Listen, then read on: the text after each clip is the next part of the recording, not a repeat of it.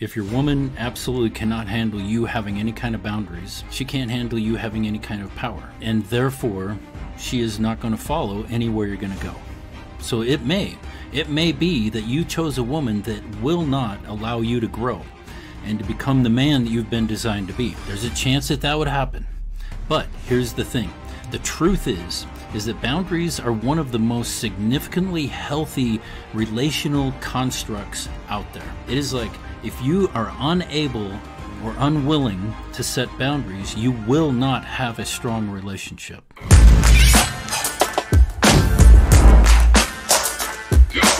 right, dads, welcome back to another episode of the Dad.Work Podcast. My name is Curt Storring, your host, the founder of Dad.Work, and I am back with a very special and kind of like infamous guest now, a famous guest in our community, Ken Curry.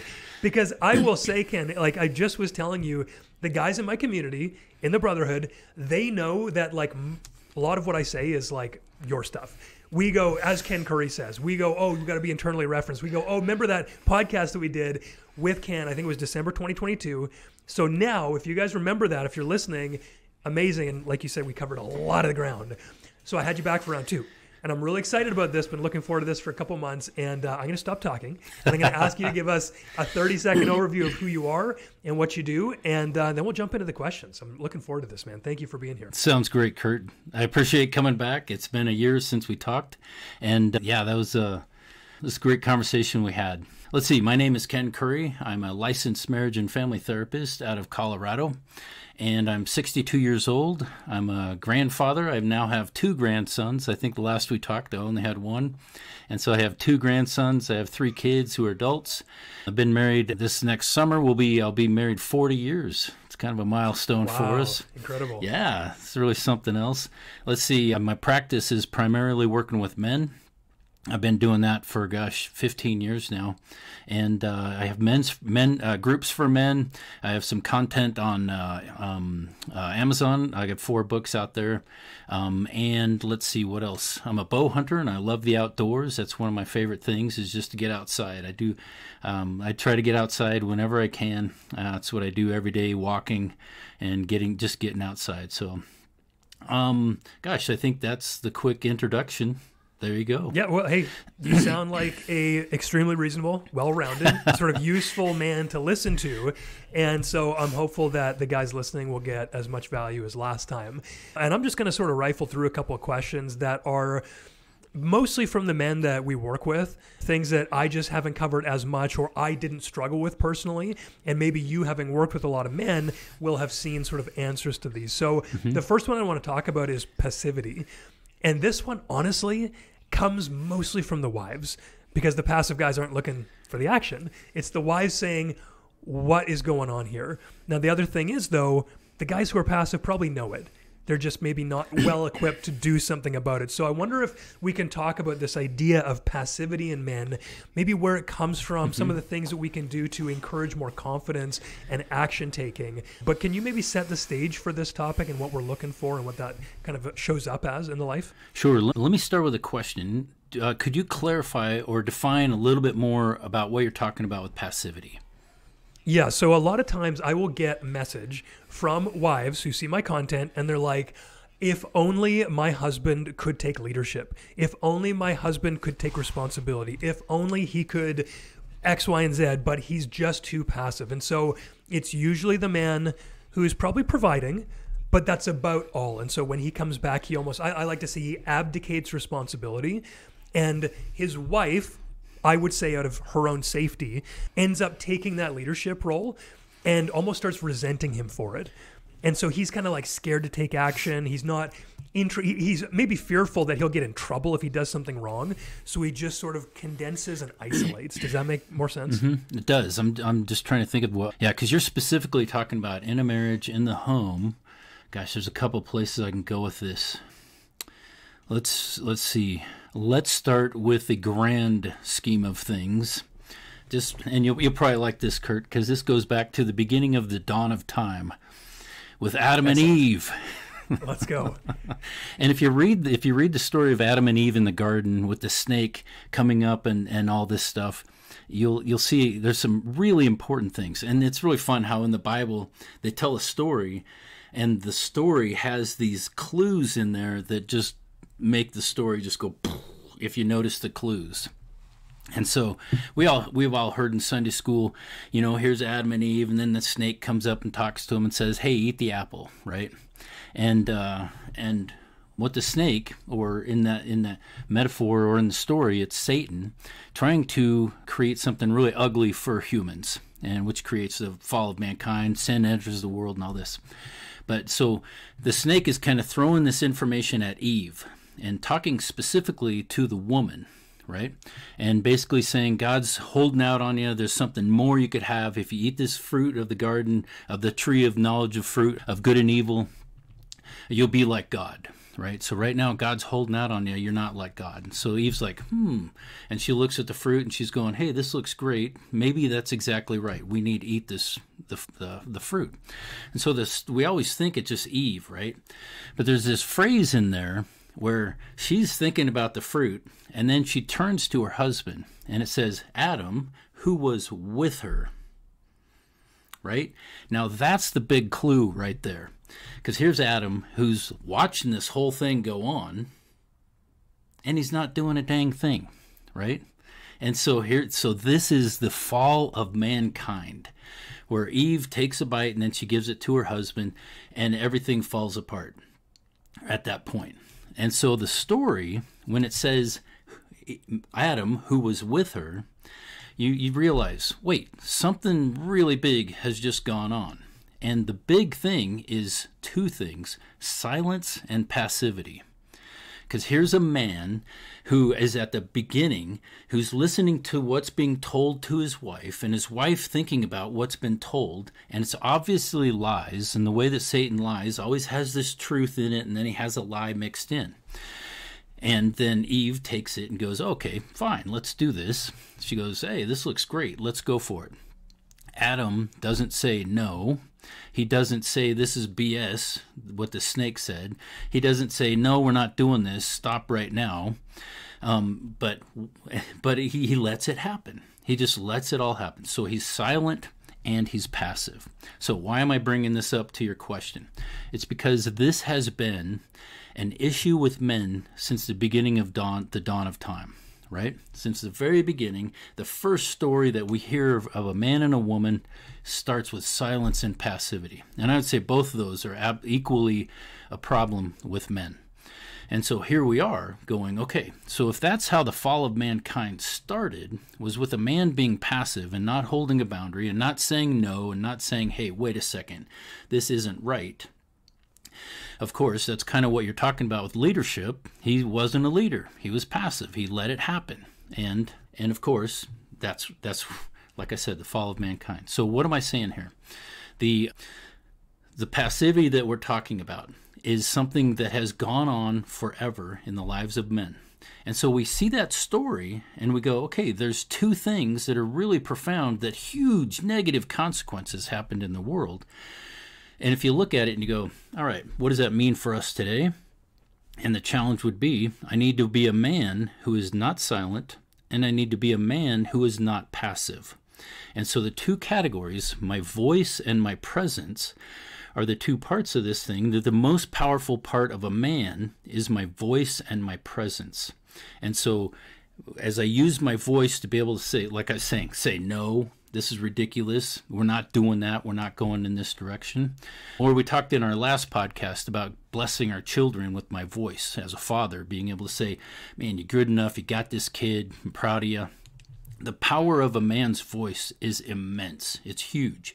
And so our voice is really powerful, and our presence is very, very powerful as well. And that's being there and being active and being engaged. And that's what you're talking about as far as being passive. A man who isn't active, isn't engaged. And a lot of guys, they're present. I'm here, my body's here, but I'm not here as a presence, as a powerful, I don't know, what would we call that? Having a powerful posture, I guess, where I'm engaged. I'm absent even though I'm here, because I'm not engaged with this. And so that's a really significant thing to know, that this has been a problem since forever, and it's a problem now. And how do I actually change that in my life today? How do I actually say, I'm going to be a man with a strong voice, and I'm going to be a man with a strong presence?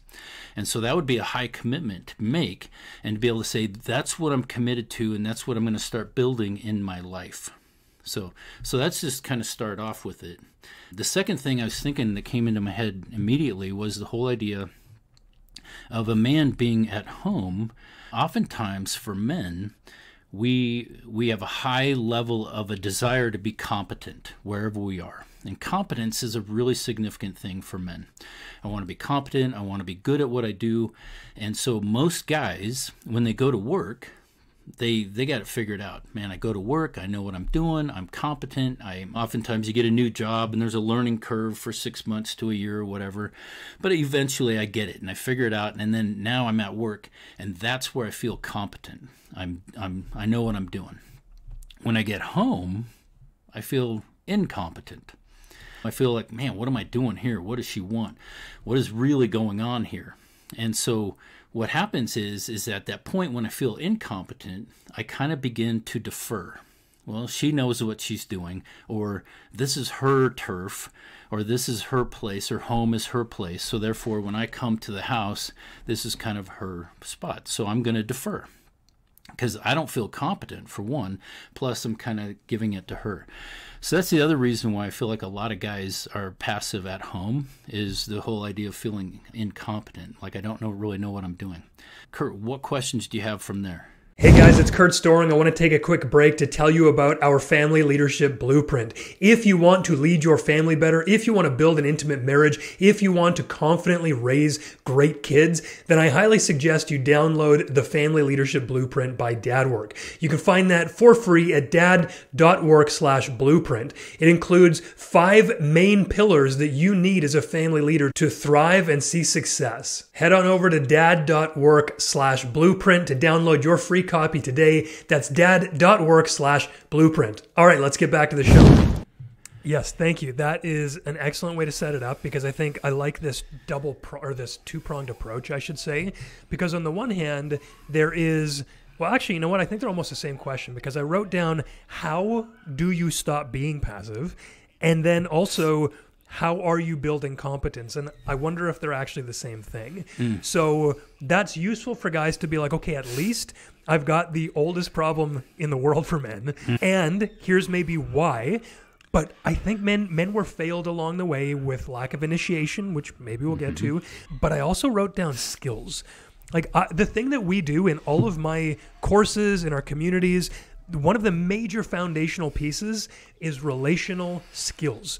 And it's like, once you know these, you don't have to feel so incompetent, and you then can start to lead more. But that's only a piece of the puzzle, I guess. So I guess if you're listening to this, if you're a man who's passive, you're like, man, I'm not really leading. I don't feel like I know what to do. My wife is kind of better, but we also know she doesn't want you to abdicate this leadership.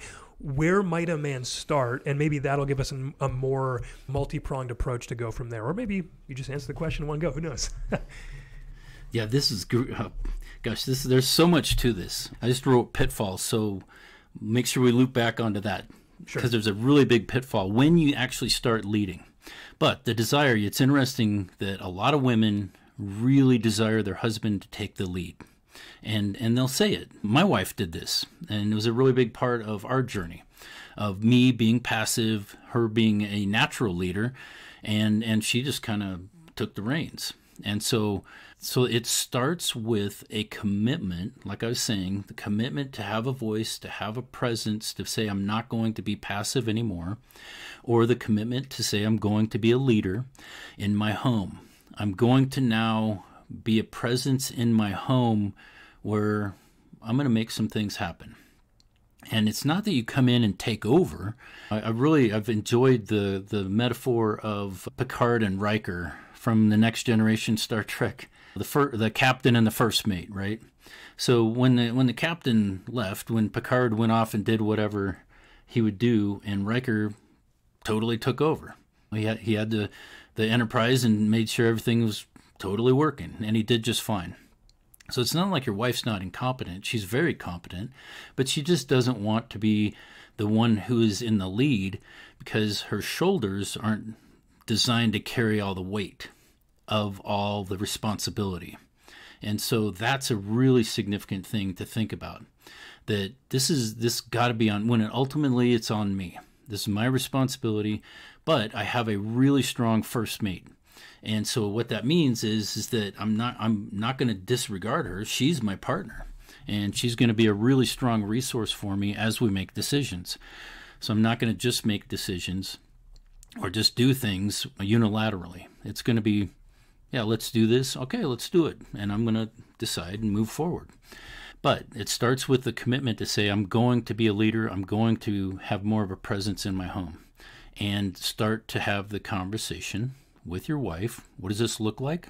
Talk to other men, listen to podcasts about this, being able to think about, what does it mean to be a leader in my home? What does it mean to make decisions? What does it mean to, I'm trying to think of other categories, because it's not coming in and just taking over and controlling everything, but it's having a really strong, significant influence. And that category really comes back to our conversation we had last year about the whole idea of being an internally referenced individual. Because leadership starts with the idea of my values, what do I value, and what do I want? Because a leader has to know what he wants. You think about Eisenhower on D-Day.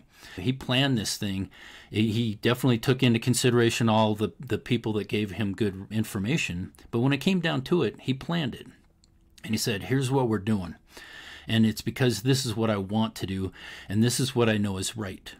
And so a leader does that and says, this is what we're going to do. This is what I want to do. So it comes from that internal place of, this is where I want it to go.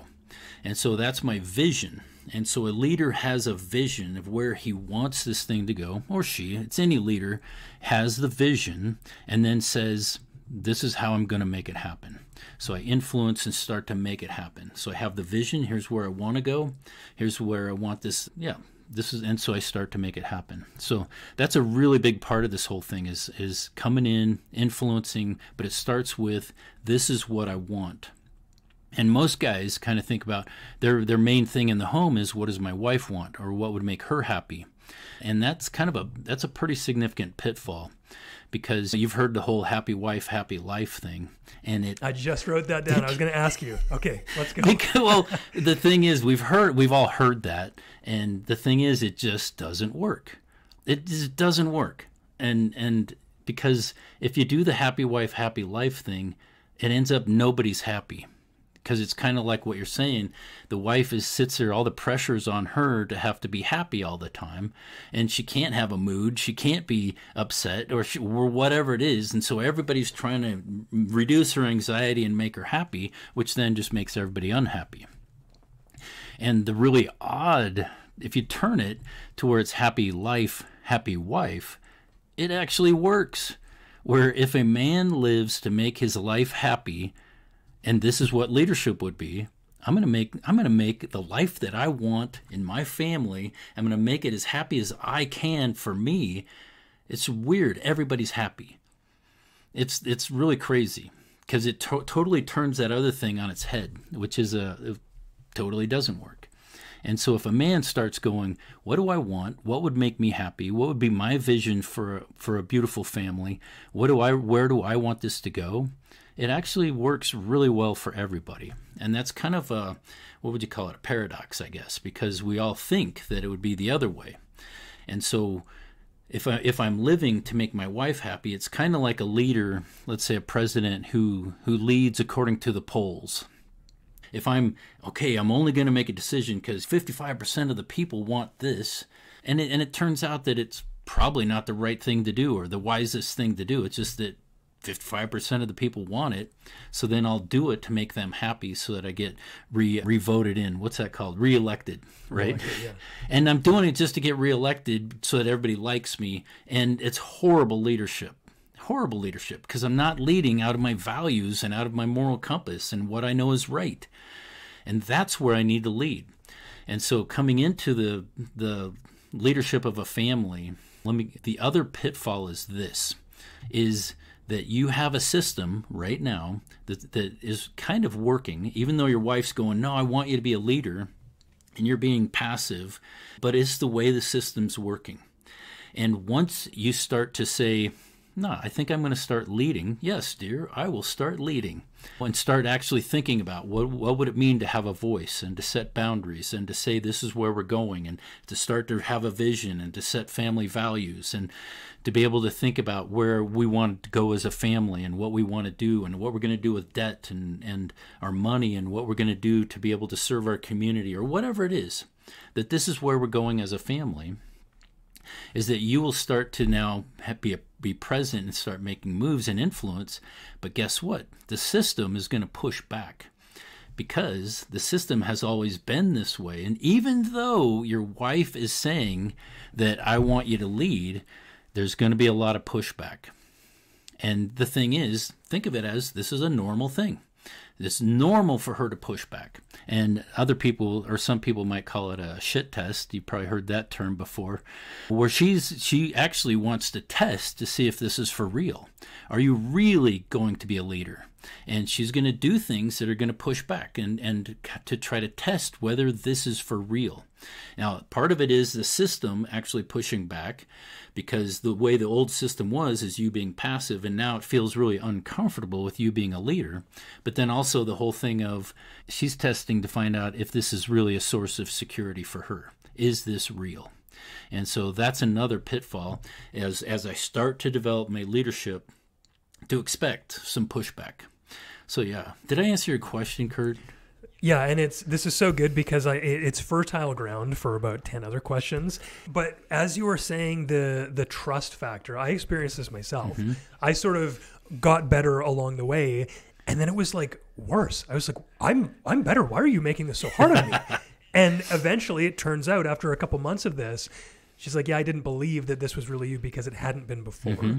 And it was not like she was actually meaning to make it harder. She was making sure that her own safety, her own heart didn't get more hurt by opening up the walls of trust and then me just like stabbing her in the heart, basically.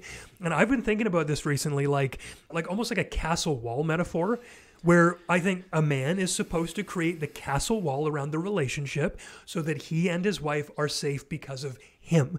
But I think what happens is guys leave gaping holes. And so the wife's like, well, I've got to be safe. And she builds her own wall, but it only contains her. And so I think our job in this is building that wall around both of us as the leader, protecting the husband and wife, and then patiently helping and working with her to dismantle her wall. Is that a reasonable way to look at it? And have you sort of thought about how we can go about doing that in terms especially of helping her put her wall down? Because I've heard from a lot of guys who've been doing this for like decades, potentially. And even though their wife sees and she's pushing back, she's like, I still don't believe. Is there a point where a guy should be like, babe, I'm going to rock the boat a little bit. I'm better. You need to give me the benefit of the doubt here. Yeah. I think that's absolutely in place. Where what you just said, I'm better, give me trust. And you're talking about trust, right? That's the big word. Does she trust me? And often guys, we've been a certain way for too long where it's like we're not building trust at all. And so we're actually building if it's trust, I trust that you're going to be the passive guy. That's what I believe you to be. I'm trusting that rather than I'm trusting you to be the active guy that does create the fort. I love the idea of the fort, the fortress. That's a really significant part of the masculine individual. When I talk about masculinity, fortitude is a really, really significant part of our masculinity. And it's being that man who creates the fort. And the fort is the whole thing, the fortress. I love how you're saying it. A man builds a fortress not just for himself, but it's for everybody that I love, that I want to be in the fortress and I want to be safe.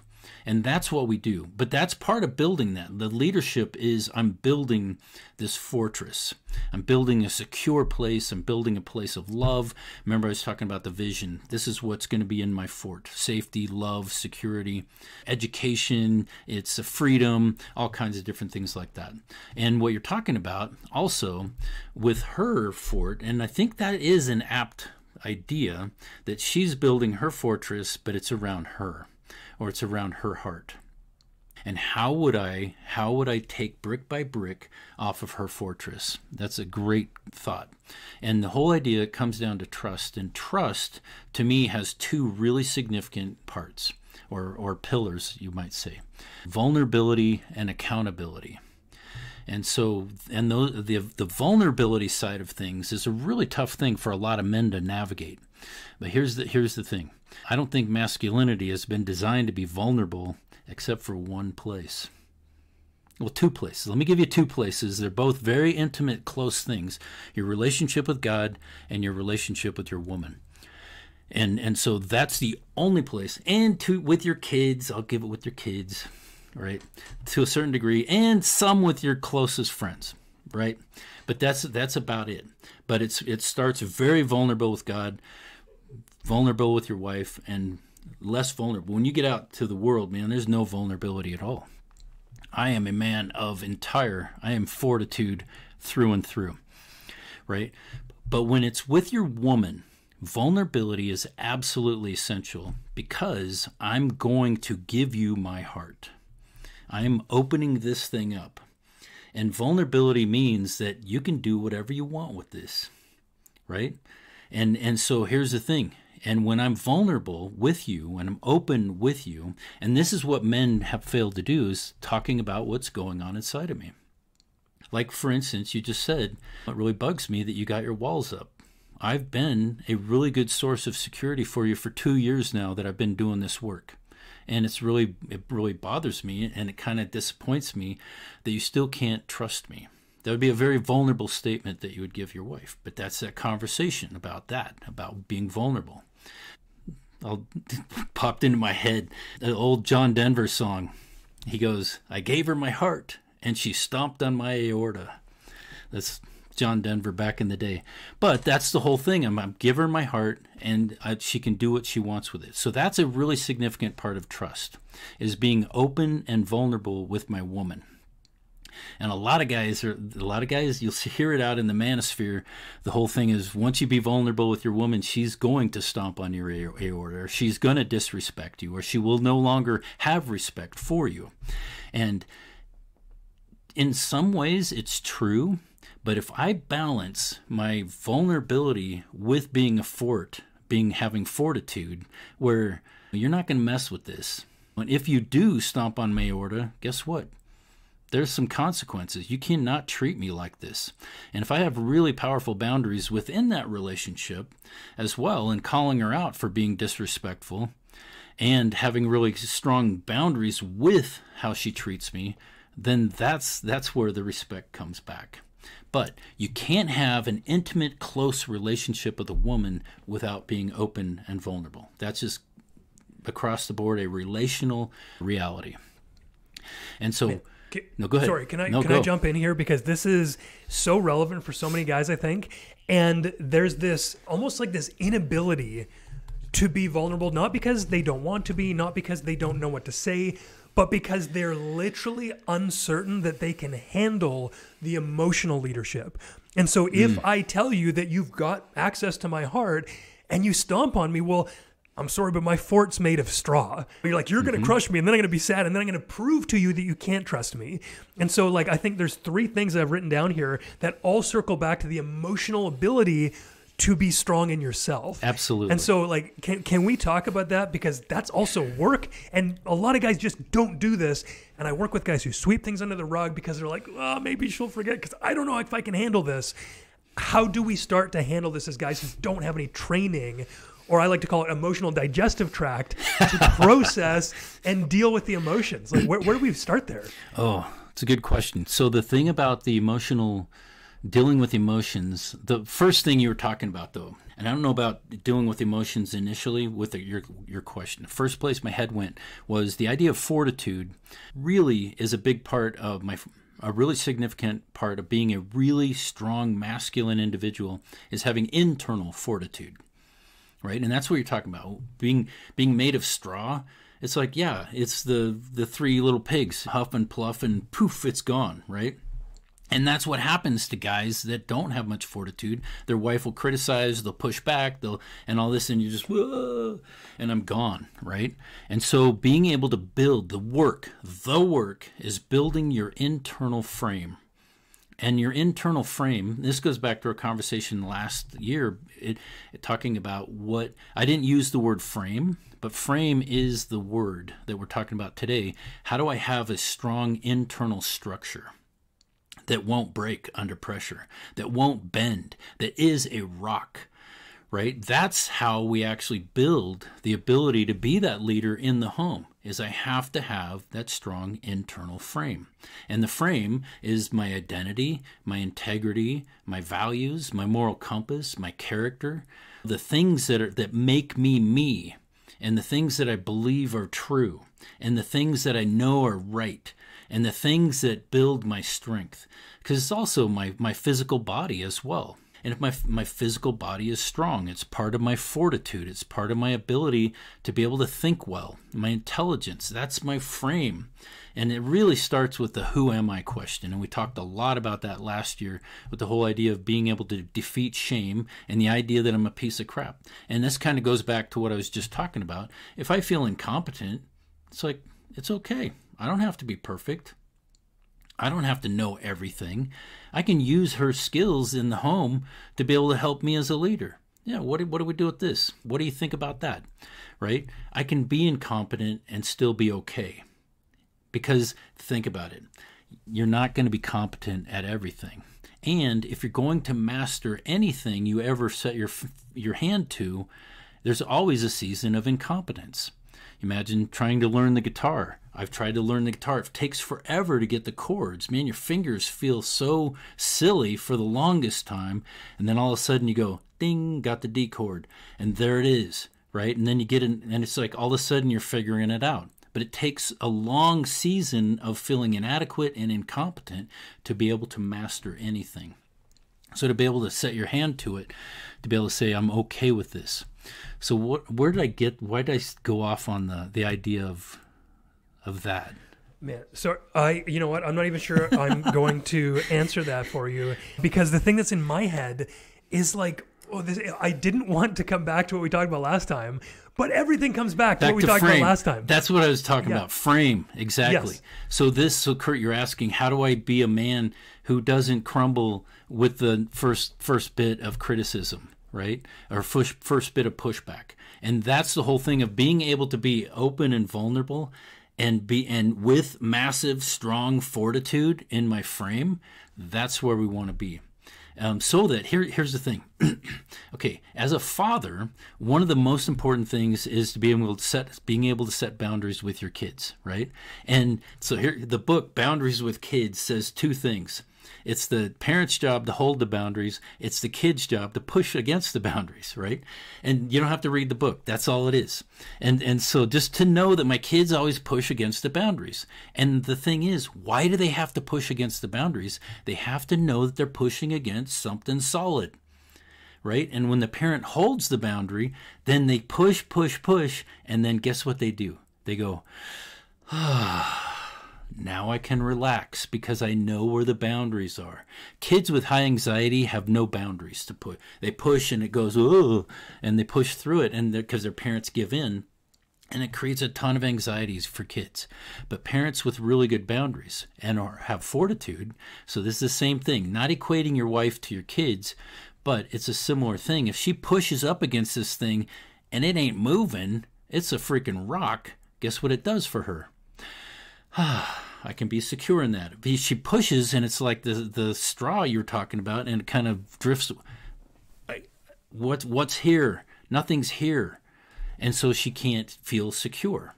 And so you being strong creates the security. And so you having frame of all the things I'm talking about, being who you are in your strongest form is what creates security. So back to what we were talking about, how do we break her wall down? You being able to be a strong man. I'm strong as hell and I ain't moving anywhere, and I'm open and I'm being vulnerable with you and letting you see my heart, and you push against that. Like you let's say she does stomp like or push back, and you go, no, you can't treat me like this. That it's not okay for you to criticize me, right? That is not okay.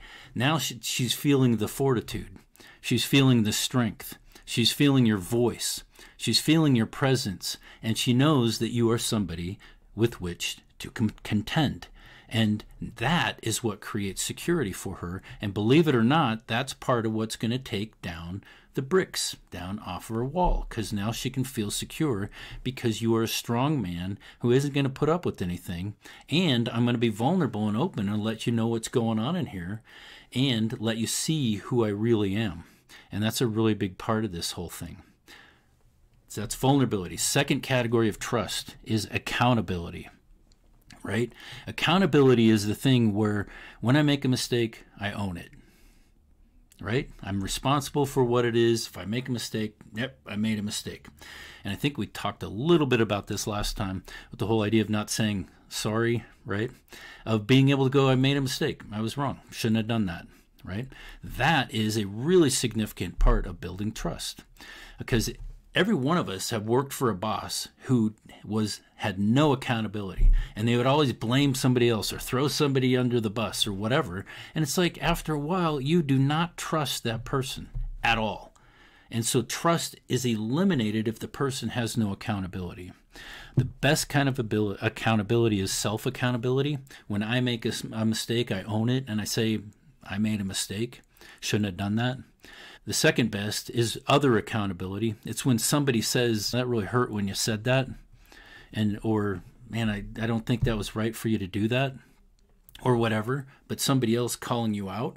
That would be other accountability. And how you respond to that is essential as well, because if you're able to go, you're right, I shouldn't have said that, and I can see how it really hurt you, or whatever, being able to own it, or being able to go, let me sit on that for a bit. I'm not sure what happened there. Or ask a couple questions. How did you feel like it hurt? And then finally own it. Yeah, I'll work on that. I'll do what I can not to do that anymore. That's a really powerful part of building trust, is accountability. So vulnerability and accountability are really powerful things when it comes to trust. And those are things that help to bring down her wall. Other thoughts on that, Curt, or questions? Man, I'm looking at the time going like, do we have 4 hours here? Because I've got so many questions, and I'm trying my best to keep my brain chronologically ordered, but they're probably not going to be. I wanted to interject a little bit with the setting boundaries piece, because I believe, as it sounds like you do, that this is like the number one thing, especially in parenting, that I see. I look around and I'm like, oh, that kid doesn't have a dad who sets boundaries. Like, I can just, like that, I can tell now.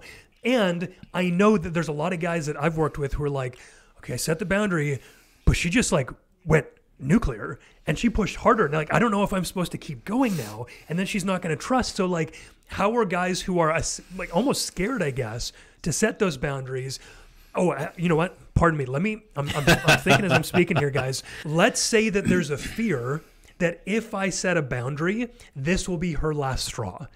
And so many guys that I've seen and talked to, they're unwilling, sort of at that edge of marital problems, to set the boundary because they think it's going to drive their wife away, and then that will be the end and they'll never get another chance.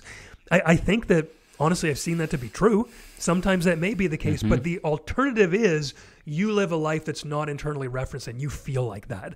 So is there anything in that sort of fear realm that you can talk to guys? Because a lot of this is, you just got to do it, and you just got to trust that what we're saying is going to work, and you just got to keep doing it and find a way to stay persevering, which may be through brotherhood or prayer. But that fear point about like, man, if I do this, everything's going to be terrible and she's going to leave and I'm literally not going to be able to handle it. Are there ways to like baby steps, or like how do we think about fear in this scenario? I don't know if there's baby steps, but Curt, I think you're right. Okay, so let me say this: you're right that it could have a negative outcome. If your woman absolutely cannot handle you having any kind of boundaries, she can't handle you having any kind of power. And therefore, she is not going to follow anywhere you're going to go. Right? So it may be that you chose a woman that will not allow you to grow and to become the man that you've been designed to be. And so you're right, there's a chance that would happen. But here's the thing. The truth is that boundaries are one of the most significantly healthy relational constructs out there. It is like if you are unable or unwilling to set boundaries, you will not have a strong relationship. You will not have a strong sense of self in the relationship. You won't be in the relationship because you're just letting everybody do whatever they're going to do and cross over all the boundaries and treat you like however everybody else wants to treat you. And so setting boundaries is a really powerful part of having a strong, it's a strong relationship. It's having a strong frame. It's having a strong sense of self. It's being able to have self-respect, that I'm not going to let people treat me a certain way. And it's a really strong way to use your voice, kind of like I was saying earlier with Adam and Eve, just saying no. Because the word no is actually the most operative word in the whole idea of boundaries. Just being able to say, no, that ain't working. That ain't happening. That doesn't work for me. Whatever it is, no, that's not the way where this is going. No, that's not how you're going to treat me.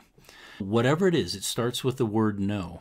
Because all a boundary is a line, and the line is up to you. You're the one that determines where the line is. On one side of the line is healthy behavior. On the other side is unhealthy, or appropriate or inappropriate. But you're the one that determines where the line is. And if somebody's on the line, let's say your wife does start criticizing you and demeaning you, it's like, no, you can't talk to me like this. If you want to say something, you need to talk in a different way with me. Right? Or whatever, if she's being disrespectful and angry and her anger is coming out in that way, this is not okay for you to talk like this. And being able to set up that boundary. And if she does erupt, that's another thing. That's not okay either. And then the second part of boundaries is the idea of consequences. And oftentimes the consequences need to be communicated up front. Well, here's with your children, absolutely. The boundaries and consequences need to be set in stone way ahead of time. If you hit your brother, you're going to have this consequence. An hour less of screen time today, or whatever, or alone time in your room, or sit in the corner in the chair, or whatever your consequences are that you would have as a parent. And I think we talked about last time how specific consequences fit specific kids, because I was talking about how my daughter as a little girl, you put her in a room, it was agonizing for her because she was away from us. But my son, my second born, you put him in the room, he'd be there for 2 hours playing with his toys, and he loved every minute of it, right? And so he couldn't have that as a consequence because it needs to be something fairly painful. But my point is the whole thing of boundaries are absolutely essential in a relationship.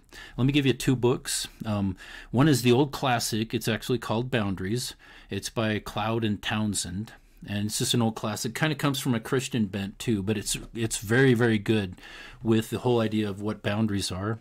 And then more recently, there was a book written called Set Boundaries, Find Peace by a gal named, it's kind of a different name, Nedra Glover Tawwab. So Nedra Glover Tawwab. Really good book. She kind of outlines it in a really, really good fashion. She doesn't quite do as good of a job with consequences as I would like, but she does a good job just explaining what they are. So those are 2 resources to think about boundaries. But so yeah, Curt, with that, I know I'm kind of just saying boundaries are so important, but what other question on there with that? You know what? I almost want to move on to the next one because I've got like 4 questions. Sure, go for it. And this has been one, but I think that it's important to see here that we took passivity, a man who's abdicating leadership because he might not feel like he knows what to do. He might feel incompetent. He might never have seen his father leading. He might feel overwhelmed because his wife's more emotional. He doesn't have the skills. And it almost all comes back to this baseline of, again, internally referenced. Go listen to the last podcast with Ken.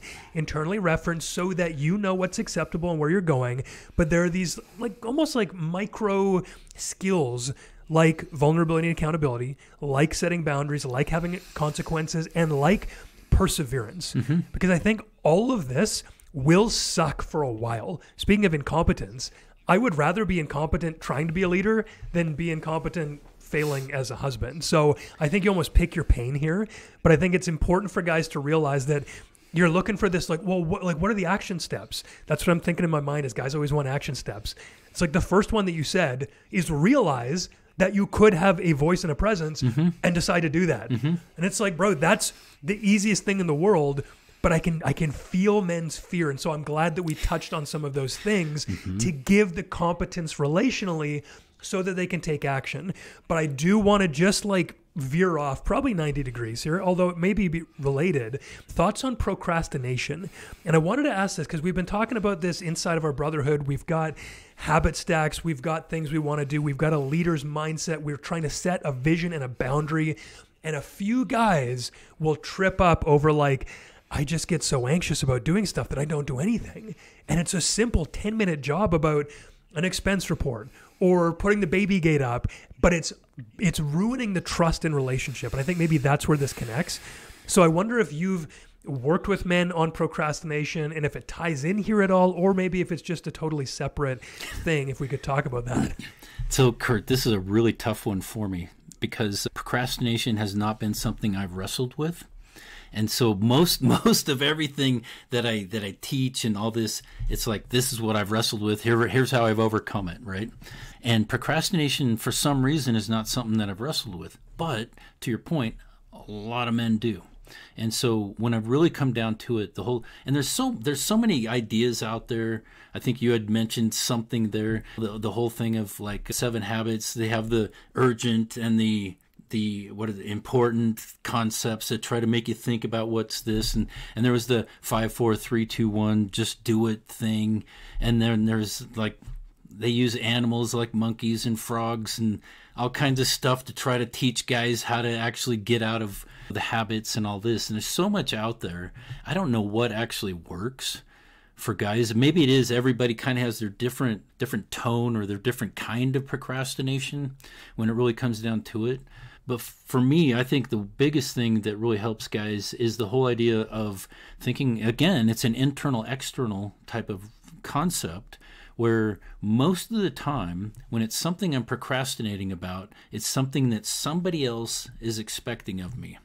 You think about it in college, you get it's how people are so different. You get the syllabus in college, and you get some people, they map out that syllabus for the whole semester, and I'm going to do this, and I'm going to do this, and this, and this. By the time Thanksgiving rolls around or whatever, I've got almost everything done, and I'm ready for finals. Whereas then there's the other guys, the procrastinator, waits until after Thanksgiving to do all of it, right?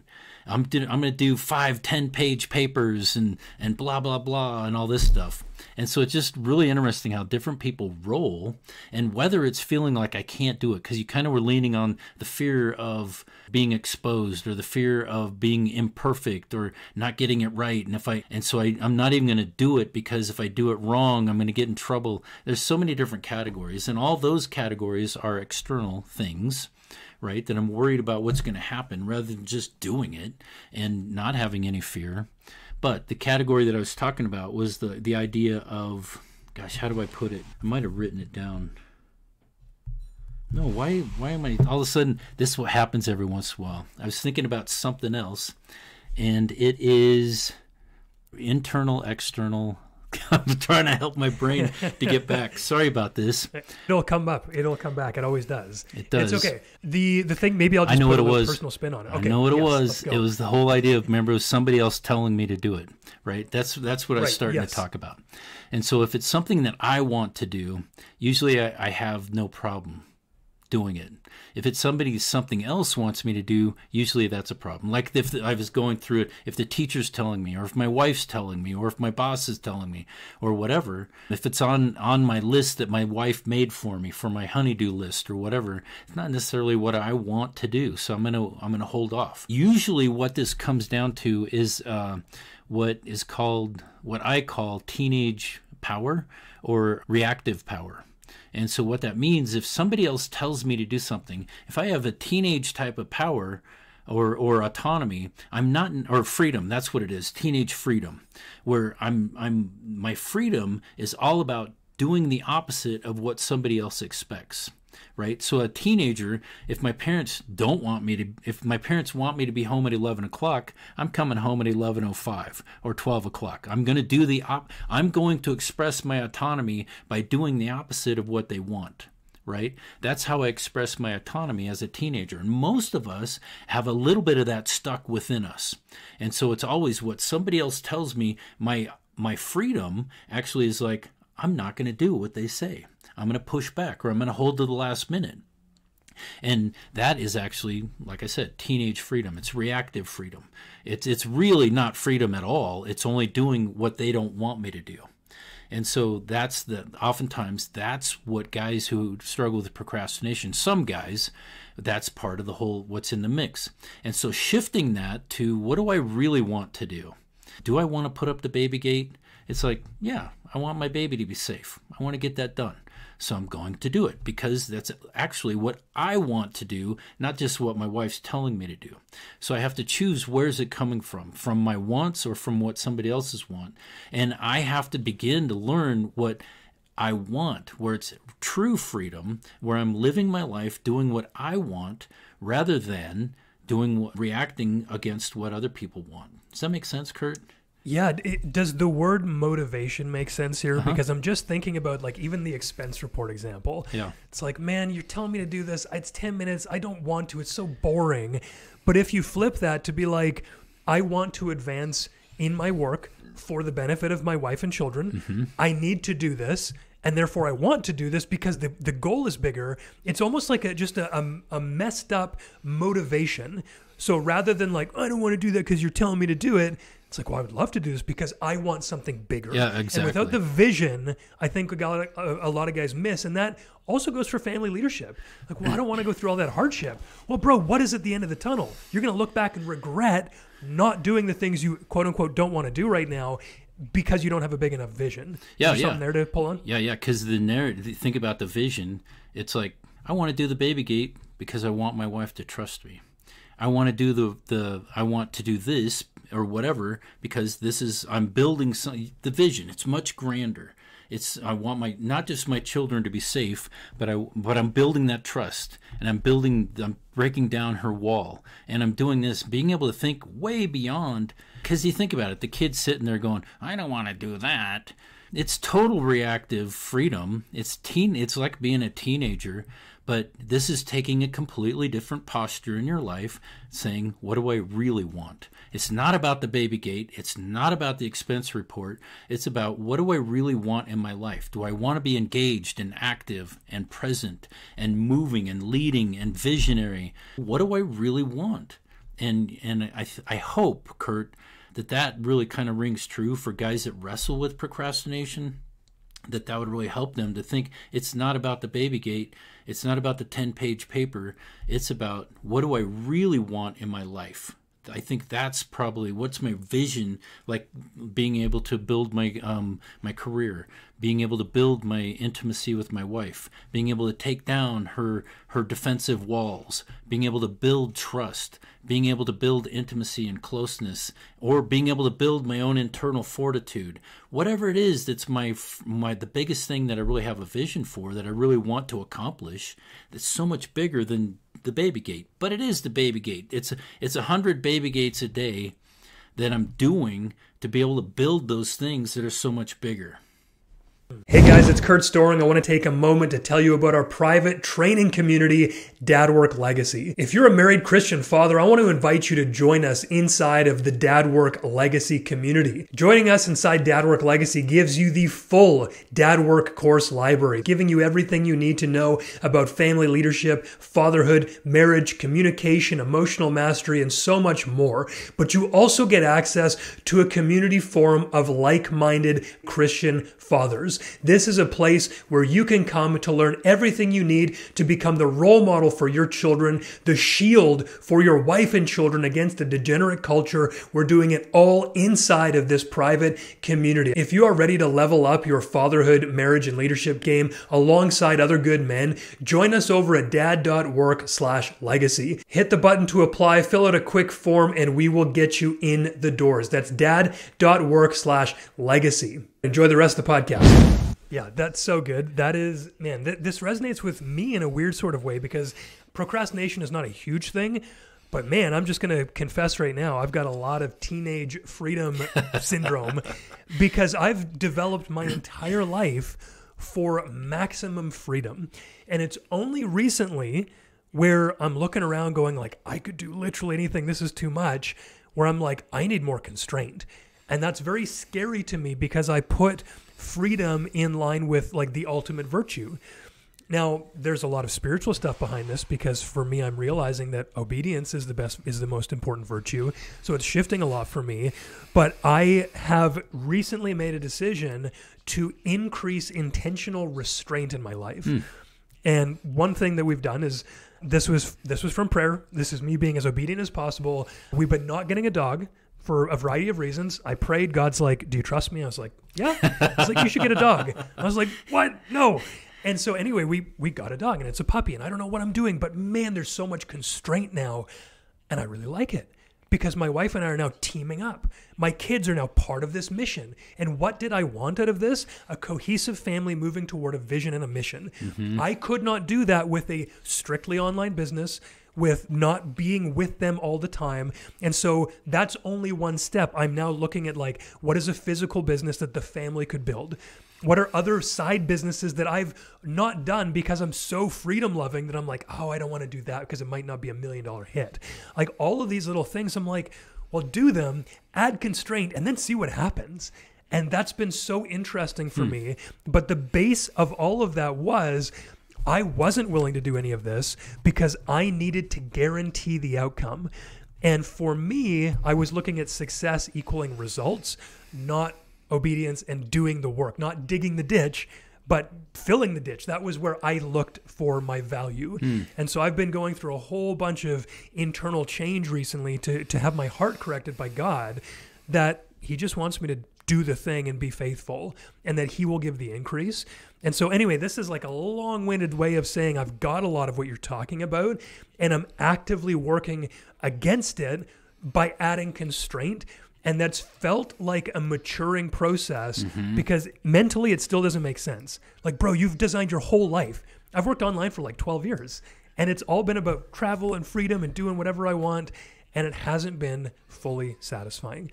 So maybe just for anyone listening, if you're like worried about that, if you have a similar mindset, maybe take something from that. But not to therapize myself, but did anything come up that would be useful to share on that? No, therapize. I like it. I used that term before. That's funny. No, the whole idea of, you used the word constraint. Another word would be discipline. The whole idea, and then one, like I remember a term with procrastination. I forget who said it. Maybe Stephen Pressfield or somebody said, either you have the pain of discipline or the pain of regret, right? When it comes to procrastination, I'm back to that idea. But the whole thing of what you're talking about, whether it's constraint, discipline, or sacrifice, it's all those things are the same thing. And I think all those things create maturity big time. Any kind of thing, so like sacrifice, because that's a similar thing to constraint, that I am sacrificing something for myself for the betterment of my family. I mean, that think about it. That's why we work so hard.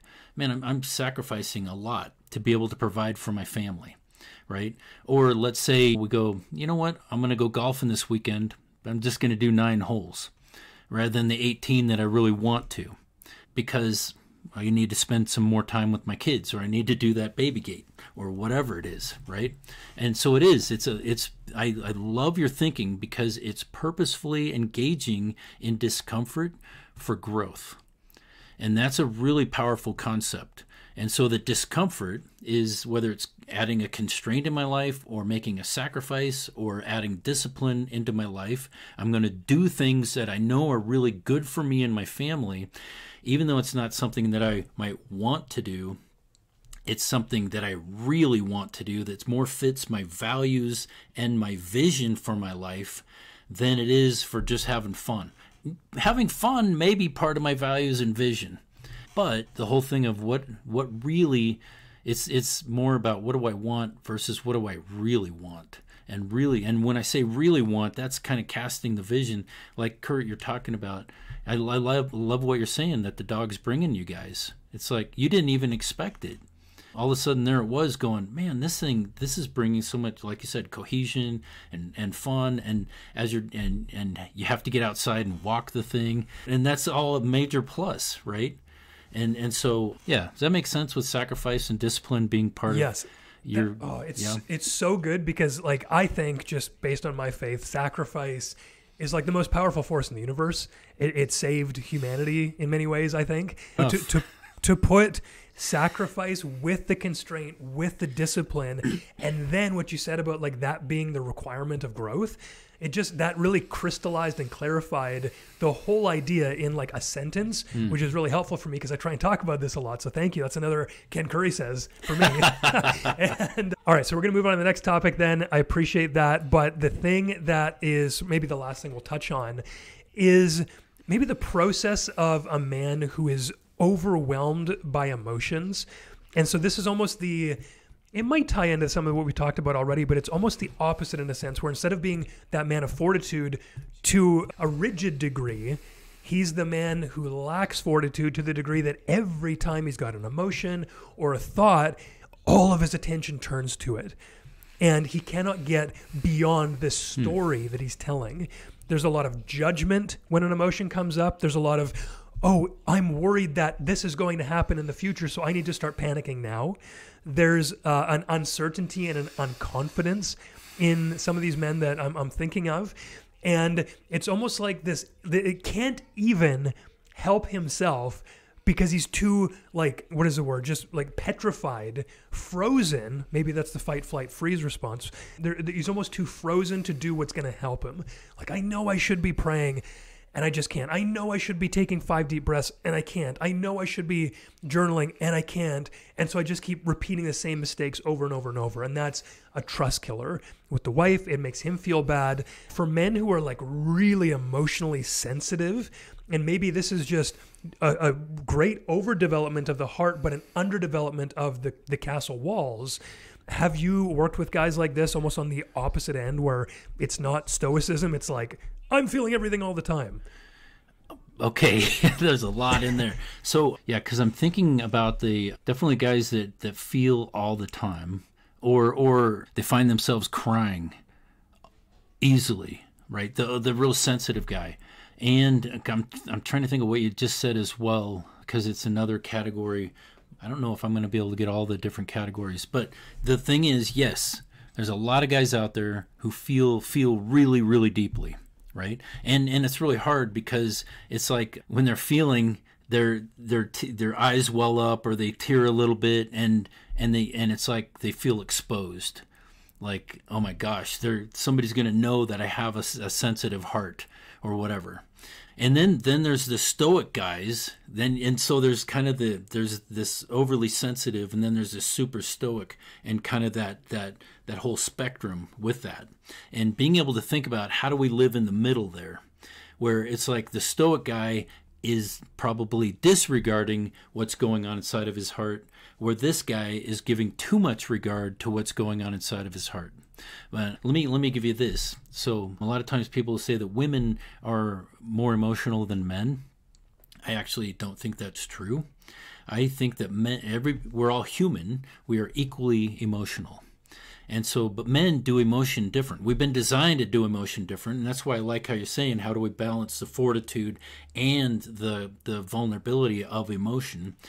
Because those two are the really big part, if we ever get to talking about masculinity. Those are two really significant parts of what I call my map of masculinity, that on one side is courage when vulnerability are real similar, and then fortitude on the other side, and it's called the risk paradox. But how do we carry both of those things at the same time, where we carry fortitude and courage or vulnerability at the very same time? And that's the paradox of being a man. And so a lot of guys, as we start to enter into this, we feel way deeply and we don't know what to do with all this stuff that's coming up. And it goes back to what we're talking about, being an internally referenced man. I want you to be able to understand and clearly use my emotional process as part of my internal resource to find out what's going on inside of me, because what's going on inside of me emotionally is telling me something really significant about my life. It's about my heart and it's about my well-being. And when I'm emotional, and so part of this whole thing may be just teaching guys what your emotions are all about. And so I think as a man begins to go, because at this beginning, when they're just overly emotional and it just feels overwhelming, I don't know what to do with this. I feel it could be whether I feel the tears or I'm just pissed off all the time and I feel angry. And usually the thing is, anger is a little more, reasonable or acceptable for men. But if a guy is tearing up, man, you pussy, what the hell's going on with him? But if he's angry, that's a little more acceptable. But it's still emotional process. And so it could be my anger's overwhelming. It could be my tears are overwhelming. What other category, Curt, do you think you would talk about as overwhelming to the guys? I think the one that's coming up for me is like fear, uncertainty, out of control. Yeah, that's great as well. Because fear definitely is a really powerful thing. And being able to understand what's the role of fear in my life and how do I actually navigate it. So all these things are really, really significant things as far as being able to understand myself and what's actually going on inside of me. And so whether it's fear, anger, what would we call it? I said tears, but it's more of a softer emotion. It's more being moved by something. What would you call that, Curt? The guy that is feeling that. I don't know. Sorrowful comes up, but that's not even. I would say the common vernacular would just be vulnerable. Okay, but I don't fair. think that sort of is specific enough. It definitely feels. Yeah. It doesn't describe it, but it's definitely a more vulnerable emotion for sure. So with those three things, Curt, help me with this. Where to go with the next statement? Does it feel like I need to teach more about what emotions are, or what question do you really have with those things? I think it's like what to actually do, because I'm thinking of a couple guys who I've worked with before, and I'm really trying to use you to help them, honestly. And I know that there's other guys like them because they exist. Like, I know what to do is often the refrain, but I am so overwhelmed that I can't do it. So you're almost saying it's more like procrastination. Like they know when you're saying they know what to do. Yeah, I guess so. That's a good way to say it, but it's like emotional procrastination, and it's like the procrastination is coming from this huge sense of uncertainty, uncontrol, and fear. So I'm so worried that if I have this feeling, I will be out of control and I'm under-resourced. One thing is, like, if the man had someone tell him in the past, like, oh man, you're having a panic attack and you can't deal with that. Like, you better watch out. Don't panic. And the guy's like, oh, if I feel panic in the future, like, I'm going to be totally out to lunch and I'm going to have no control. And I don't know what that's going to do to my family. And I don't know how to, like, grab onto reality. So it's almost like this overwhelming, emotions are everything, and they take away a man's ability to ground himself. And I think, like, when I'm thinking about this, I'm like, okay, well, you've got to sit when times are good and develop emotional practices to get grounded. And for me, that's things like breathing or prayer, or there's different physiological things like seeing something and smelling something and tasting something to get back into a grounded state. But it's almost like escaping the sympathetic nervous system and going back into the parasympathetic nervous system. I think that's the right dichotomy, to go from that, like, to, okay, I can deal with this. I feel something, but it doesn't mean it's real. And I'm not saying emotions aren't real, but, like, they're not everything. So maybe that's it. Maybe it's just like I feel so intensely that I just believe everything and I have no reality buffer. And again, maybe that's just like you got to practice when things are good. But I'm just saying stuff, and it's all been good so far. So if there's nothing that comes up here, that's okay. No, it's really interesting, the whole thing you're talking about. So whether it's panic or whether it's anger being overwhelming, I think letting the emotion take control, I think is a really significant pitfall. And so I love the idea of what you're talking about with the grounding practice. Breathing is always the primary thing to do. Having even a couple 2 deep breaths whatever's going on. Because what 2 deep breaths gives you at least 8 seconds to kind of do a check-in. And I think the thing that I give my guys is the idea of a check-in. And what that means is just taking a couple deep breaths. It would be similar to a grounding practice, but it's just kind of a short thing, just going, take 2 deep breaths, and that whenever you do that, if you're ever with a group or whatever, and you just go take 2 deep breaths, and you do, immediately everybody goes, I feel more relaxed. Or just 2 deep. It's just like that helps. Yeah. It's amazing. I'm doing that as you're talking. I'm like, oh, I can feel it because I know. But if you're listening and you're like, okay, get on with it, then what? Because here's the thing. Sorry to interrupt, but I know I'm like this. I'm like, oh, that's nice. Just rest. But then what do? And it's like, bro, slow down, actually breathe, and actually sit with it. So I'm sorry to interject, but I'm just like, guys, if you're not breathing, literally do that right now and just see. It makes you feel better. And breathing is everything. If you do a meditation practice, if you do whatever, it always starts with breathing. And so breathing is a really huge part of this. No matter what you're feeling, anger, tears, panic, whatever it is, that moment that your wife criticizes you, and right before you say, no, that's not okay to talk to me, just take a couple deep breaths. And it's funny what that 8 seconds of silence, there it actually works, because it creates massive amounts of tension. And then you go, no, this ain't okay with me. Right? Breathing is like huge, because right before you feel like and it helps getting rid of the lizard brain, and before you jump into that and all that stuff. But the whole idea of breathing, absolutely. The next thing when I talk about a check-in is just taking a check-in with yourself. How am I doing? What am I feeling? What's going on with you, Ken? Just asking yourself a couple questions and take a moment with that. How are you doing? And then what am I doing? I feel really upset right now, or I feel really panicky, or I feel something really moved me deep inside my soul, or I feel really pissed, or whatever it is. Being able to put words to it. Here's the thing. Putting words to your emotion is absolutely primary. It is so important, because what guys do, we just feel and we grunt and we or whatever. But putting words to it actually is really important. I feel really disrespected right now, or the uncertainties kind of overwhelming, or I don't know what to do, or I feel incompetent, or whatever it is. Being able to put a word to it is a very, very important part of dealing with this, and being able to just say it. And here's the thing. For guys, when we do our emotion, it's like same things usually come up. I say, the guys, if you figure out your dirty dozen, and I talk about how women do emotion like women do colors, right? How many colors does a woman have? Do you know, Curt? No. Thousands, millions, puce and chartreuse, and you know what I'm talking couldn't about. Couldn't even imagine what colors those could be. Umber and beige and you're really in touch with this side. No, because I've done painting with my wife. Not that she did chartreuse, but fuchsia, all this stuff, right? It's like, where did women have thousands? There's a lot of gradation. It seems like exactly, and so that's how women do emotion, right? But men do emotion like men do colors. How many colors do we have? 12. The primary colors, red, blue, and green, and then the second, or yellow.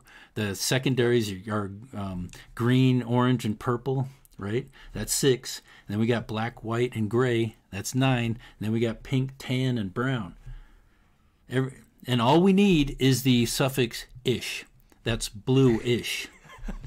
Right? I love that. Yeah, that's all we need. That's all the colors we need. So here's the thing. When doing our emotion, women do emotion like they have a million words for emotion. All we need to do is think of the things that come up to me all the time. I feel out of control. I feel disrespected. I feel not included. I feel whatever, right? If you can think of your 12 that keep coming up, man, it's going to be easy. But you gotta think of and name the 12 emotions that come up in my life most often. And once you're able to put words to it and be able to say it, there's disrespect again.